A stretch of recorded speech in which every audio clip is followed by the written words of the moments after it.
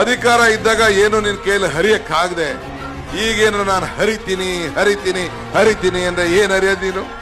ನಾವು ನಿನ್ನ ಎಲ್ಲಾರ ಕೈಲೂ ಬಯಸ್ಕೊಂಡು ಮುಖ್ಯಮಂತ್ರಿ ಮಾಡಿದಾಗ ನೀನ್ ಏನು ಮಾಡಕ್ಕಾಗದೆ ಬಿಜೆಪಿಯವರು ದೂರ ಇರ್ಲಿ ಅಂತ ಅನ್ಬಿಟ್ಟು ನಿನ್ನ ಚೀಫ್ ಮಿನಿಸ್ಟರ್ ಮಾಡಿದ್ರೆ 39 ಜನ ಗೆದ್ದವರು, ನಾವು 80 ಜನ ಮಾಡಿದ್ರೆ ಏನ್ ಬೆನ್ ಶಾಕ್ ಹೋಗ್ಬಿಟ್ಟಿದ್ವಾ?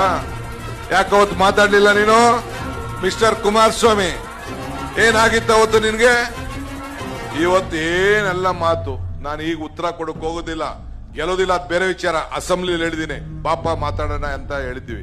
ನನ್ ಜಮೀನಲ್ಲಿ ನಾನ್ ಕಲ್ಲಿಡೋದಕ್ಕೆ ಇವನ್ಗೆ ಅಪ್ಪಣೆಗೆ ಅರ್ಜಿ ಹಾಕೊಂಡಿರ್ಬೇಕ ನಾನು?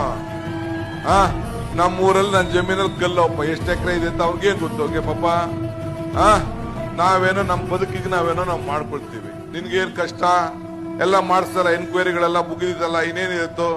ಇನ್ನ ಏನ್ ಬೇಕಾದ್ರೂ ಡೆಲ್ಲಿ ಅವರು ಮಾಡ್ತಾವ್ರೆ, ನೀನು ಮಾಡಿಸಿದ್ಯಲ್ಲ, ಇನ್ನೇನಿದೆ?